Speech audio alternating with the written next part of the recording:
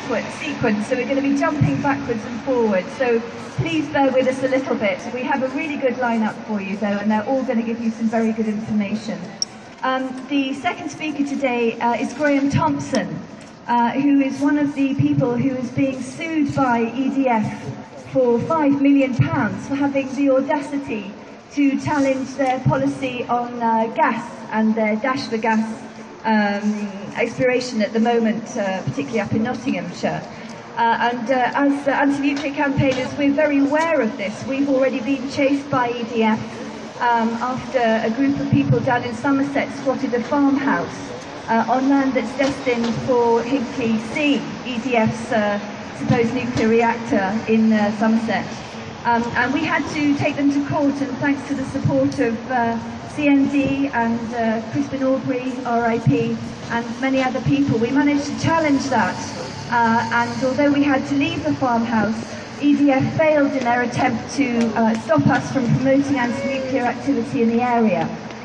So that puts the situation into context, and Graham's going to come along now and give you a live and direct experience of being on the sharp end of EDF.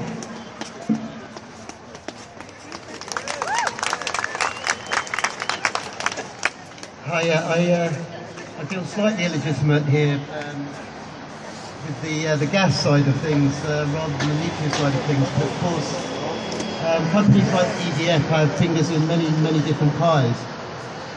But I hope some of my experience might be useful to you. In October last year, I climbed a chimney with 16 friends of mine, calling ourselves No Dash for Gas. And closed one of EDF's power stations for a week. Thank you. And the useful things that I learned from the experience, one of them was that gas-fired power stations have surprisingly lax security. Another was that 200 feet up a steel tower, it really is extremely windy all the bloody time. And the people who tell you that wind power won't work need to climb a chimney and see what it's like up there, because it feels pretty windy. The third important thing that I learned was that EDF are absolute bastards. They're suing us for £5 million, which would be annoying if you had £5 million. Obviously, we don't have £5 million, which raises the question why they would take that kind of legal action. And in our opinion, it's an attempt to prevent protest. It's an attempt to prevent people from making their voices heard and from trying to influence what should be a democratic system and decisions about where our energy comes from, which we should have a say in, because it's incredibly important to all of us. We all need energy, we all need a stable climate, and ideally we all need to avoid another Fukushima. So I'm hoping that the people who are campaigning so effectively against EDF's nuclear plans and the people who are campaigning against EDF's gas plants and coal plants can link up and support each other in lots of different ways. We'll be trying to help you, we're hoping you're going to try and help us. And that's one of the things that I wanted to tell you today, is that there's going to be a protest against EDF on the 20th of March at their headquarters, which is 40 Grosvenor Place, which you already know. And if anyone's available on the evening of the 20th of March to come down, ideally bring a candle and a jam jar. We'd be really pleased to see you. I probably won't be there, so that's another slightly embarrassing fact about this talk, that I'm trying to press gang you all into a demonstration that I'm not going to attend. But I have quite a good excuse, which is that I'm probably going to be sentenced to prison on the 20th, which is one of the reasons why I'd really appreciate it if anyone who's free on that evening could come down and show some solidarity with the people who are campaigning against them. Thank you very much.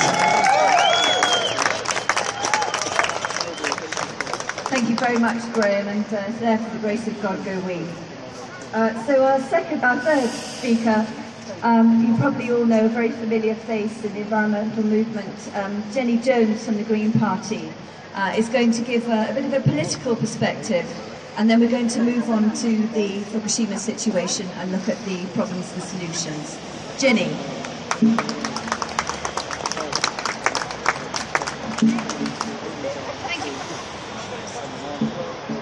Thank you very much indeed. Now, Graham just said he felt a bit illegitimate about coming here. I feel a slight fraud because I didn't walk here with you today. I'm really sorry about that. But I have walked many, many times trying to... Thank you. I've marched with CND many times, and in fact the first time I ever marched in my life was in 1968 on a CND march, and had I known that 45 years later we'd still be marching, I have to say, would I have put all that energy in? But what choice is there? There is no choice. We have to do it because it seems successive governments just don't get the idea that nuclear is dirty, it's dangerous, it's unnecessary, and it's very, very expensive. And we have to, if they don't see that for themselves, we have to give them that message. And on Graham, I think we've got to give lots of publicity to that event. I think that's going to be a fantastic event, and I very much hope to be there. Daniel as well from CND mentioned Germany, and the fact is that Germany has committed to going non-nuclear by 2022. That's an incredible statement from such a powerful economy that actually thinks it can do without nuclear. And they've actually, immediately after Fukushima, they closed 9 plants. They decided that they didn't need 9 nuclear power plants. Now, why they built them in the first place, I've no idea, but they closed them. And then in 2021, sorry, it's 8 after Fukushima, there's 9 more that are going to be going until 2021, and then 1 remaining until 2022. And the fact is, of course, that's still a long way off. But Germany thinks they can do it. They think they can push their renewable energy quota up to 35%, actually more than doubling what they do now. And if you look at what this government is doing, it simply doesn't understand that you have to invest in renewables, and that's where the future lies. Now, the government plans at the moment are looking decidedly shaky. They sometimes seem to change day by day, so let me know if you think I haven't quite got it up to date. But it is looking as if EDF could pull out. It's looking as if, to stop them doing that, the government might commit to underwriting them. Now, underwriting means we pay, and we pay anything it costs. And the fact is that similar plants are being built in Finland and France at the moment, and they are way over budget, and they are way behind schedule. So the fact is that nuclear, and you all know this as well as I do, it's not the answer to our short-term energy needs. What this government should be doing is, first of all, reducing our energy needs, actually helping people to reduce their bills, insulate houses, encourage them onto clean public transport, actually say to people, let's do this a different way, not keep increasing our energy needs, but actually reduce them. And secondly, of course, put more investment into sustainable. And there's wind power, there's tide power, there's PV. We can do so much more.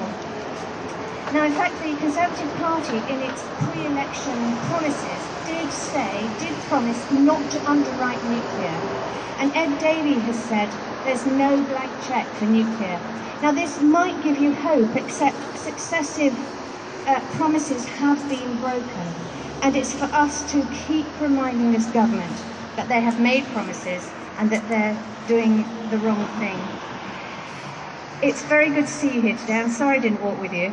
And do please remember that for every one of us here, there are hundreds more that feel exactly the same way. And if the government does decide to underwrite the new plant at Hinkley, I think they're going to have a terrible shock at the level of the numbers of people who actually say to them, we don't want it. And we're out there, we're saying it, but there's lots of other people that aren't here today saying it too. Thank you very much.